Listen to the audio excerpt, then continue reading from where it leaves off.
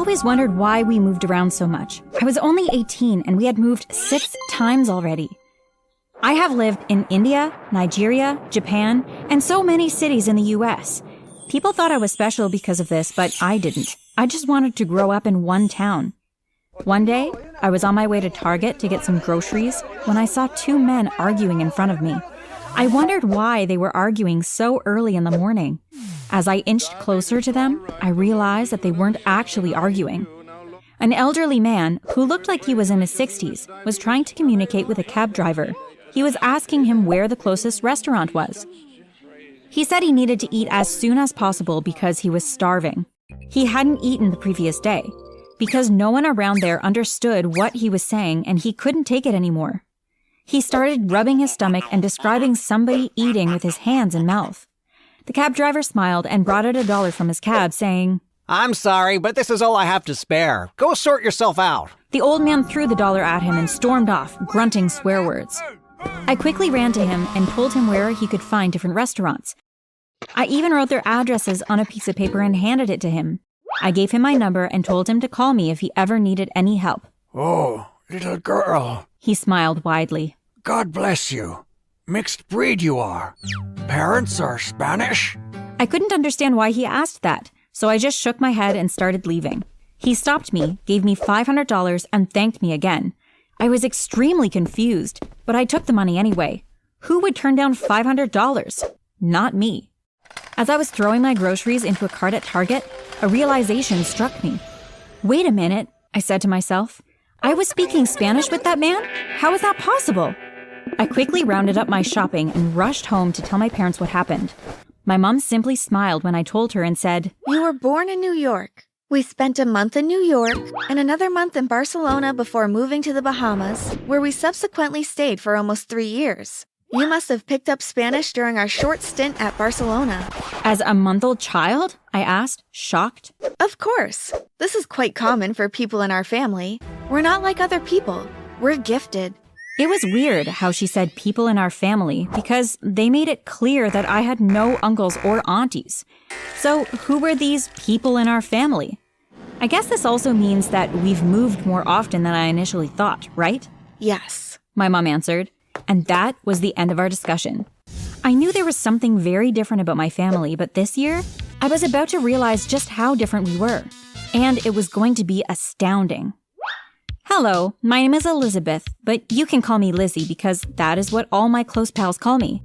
Before we go on, please hit the like button, subscribe to our channel if you haven't already, and turn on post notifications. This is so I know that I can trust you. I'm sharing sensitive information with you in this story, so I need to trust you, or else. Ever since I turned 18, crazy things have been happening to me. I understand almost every language I hear now. I can stay underwater for hours without coming up to grasp for air, and I run at an inhuman speed. This year has been the best year of my life, too. I've made a ton of new friends, and this town just feels more like home than any other. So imagine my surprise when my parents told me it was time to leave. What? I screamed, shocked. "We have overstayed here and people are starting to notice us. All your gifts are bubbling to the surface and very soon, all your friends will notice that you have an unquantifiable number of gifts because these gifts are only going to keep increasing. We've never stayed in a town for this long and things will start going wrong soon." How? Mom, tell me. You never tell me anything, I screamed. "Yes, baby, you're right, and I'm sorry about that. I didn't tell you about our family because you were too young, but you're old enough now, and I'm going to give you answers to every single question you have once we arrive at our new city." Okay, I sighed, but I have to ask you a favor first. What is it? My dad replied this time, with a very kind look on his face. Well, my former high school is going on an excursion, and they want us recent graduates to coordinate it. It's going to be amazing, Dad. And what's more, they will be paying us $20 per hour for our hard work. Sounds like an okay idea. Dad smiled.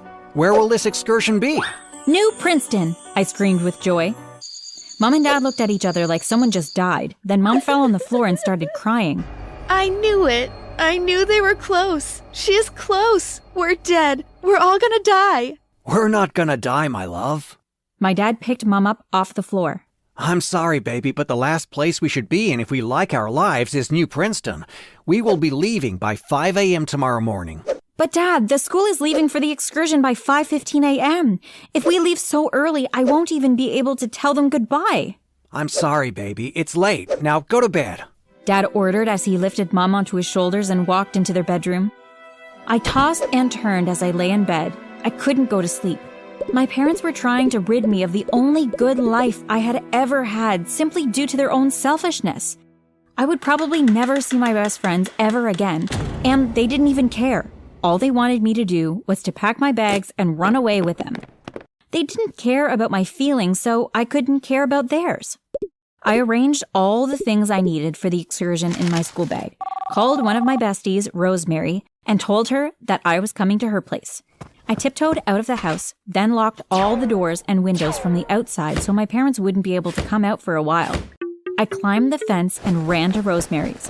When I got there, I told her how my parents wanted to stop me from going on the excursion, which was the highlight of every high school graduate's life in this town, and she screamed, "There's no way we're gonna let that happen." And that was it. The next morning, we joined the school bus and left for New Princeton. We all sang and danced in the bus, and I felt overjoyed. I had no idea just how much danger I was about to poke myself in. I knew my parents would be mad at me, but we could discuss my punishment after the excursion. New Princeton was beautiful. It was a small town with only one way in and one way out. According to our tour guide, New Princeton was the oldest city in the country and perhaps the world. It had historical buildings that you couldn't find elsewhere, and every structure in the town was built with mud. Isn't that amazing? These buildings had lasted longer than most modern buildings, and they were made with just mud. We couldn't believe it. Our tour guide laughed and said, You guys are amazed? Wait till you see the cave. It is the first building that was ever constructed in this town, where the founders of this town lived, and there are even carvings on the walls created with extremely long fingernails of these founders. They put themselves on the wall so they'd live forever, and rumor has it that they still live on till this day. Some of them still live in this city, and they may be watching us right now as we speak. The instant the tour guide said this, I felt a very cold chill run through my spine, accompanied by a presence. It was almost like someone was watching me. I looked around and wondered if my parents had followed the bus to New Princeton. But everyone seemed to be conducting their normal businesses, and my parents were nowhere to be found. I followed the crowd towards the cave, and as we were about to enter, a very old, dirty-looking woman ran to me and screamed, My daughter, you're back. I knew you'd come back. I've missed you. The old woman tried to hug me, but the tour guide quickly pulled me from her hands. Be careful, Lizzie. Some of the people here are psycho. Don't let anyone touch you. And with that, we entered the cave. First of all, our tour guide started, I'd like to show you all the walls of time, filled with carvings that are almost 1,000 years old. Rumor has it that as long as the drawings of only someone from the family of the founders can remove a carving from this wall. But you know what the catch is? What? Everyone echoed. Whoever removes a carving dies alongside the person whose picture he removes. Oh. Everyone echoed at once. At this point, I was bored, freaking scared, and I wanted to go back home. Of course, I was supposed to be something of a chaperone, but wouldn't it be fun to disappear for a few minutes and give these kids the scare of their lives? I smiled. I snuck off alone and mistakenly wandered into a massive section of the cave. After taking one glance, I knew I had beat the excursion to the walls of time. That tour guide definitely didn't use shortcuts. The carvings looked so lifelike. It felt like they were real people. Wow, I thought. These founders were really artists. Suddenly, all of the eyes in the carvings turned towards me and started calling my name in unison. Elizabeth, welcome back. Come with us. Hands stretched out from these carvings and extended towards me. I tried my best to dodge them, and I was succeeding until one particular hand stretched and kept stretching until a whole body came out. An actual person came out from the carving, and this person looked exactly like me, like a twin sister or doppelganger. She smiled. How do you know my name? I asked. How do you know mine? She replied. Your name is Elizabeth? How do I know your name? Why do you look exactly like me? I screamed. Come with me and I'll show you everything you need to know.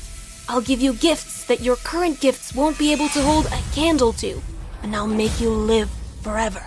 She stretched her hands and helped me stand up. I was about to enter the wall with her when my parents appeared out of thin air.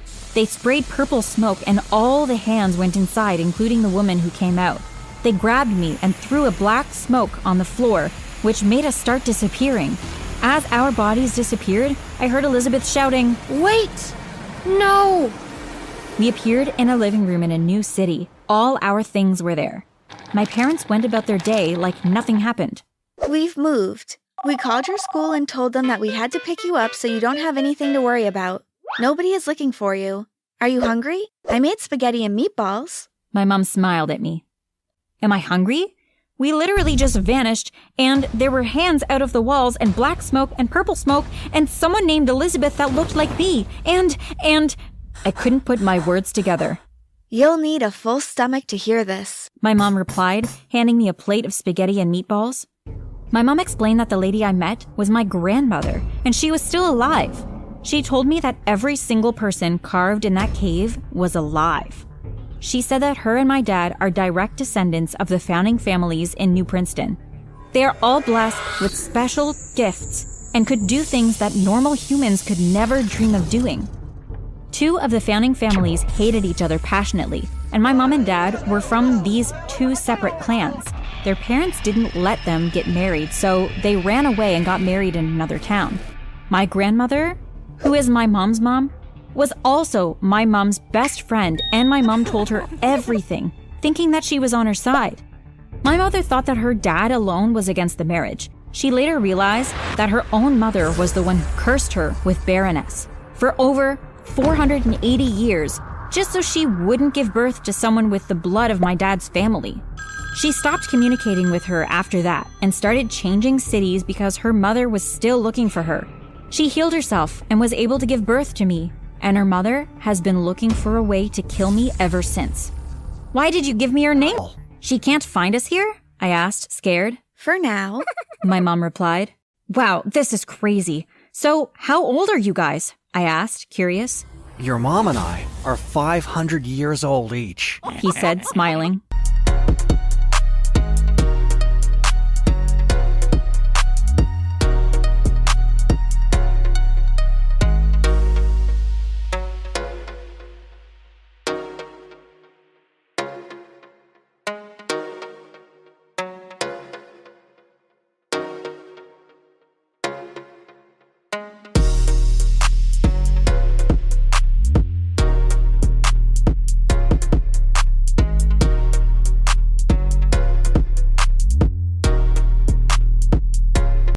And our Student of the Week award goes to Michaela. Again, I don't understand why you can't all learn from her. Good job, Michaela. Thanks. Apart from being the most perfect student in my class, I think I was also the best at our school. I had straight A's, perfect behavior, attendance, and everything. You're gonna get a scholarship to Harvard someday, dear. My dad always said, and I believed him. I was going to do great things and change the world. Keep watching to find out how I probably ended up doing the exact opposite. Although I was already in my final year of high school, I never had a boyfriend or even been on a date. I was just too preoccupied with school and being the absolute best at everything. But one day, I decided to take a break from studying to watch a rom-com, and I started feeling all warm and tingly inside. Maybe one day I'd go out to a movie with a boy, and he'd put his arm around my shoulder. Oh my gosh! What made it strange was that a few days after these odd feelings, Dominic started looking at me with a twinkle in his eyes. Was I reading into it too much? I hope, because Dominic was super awful.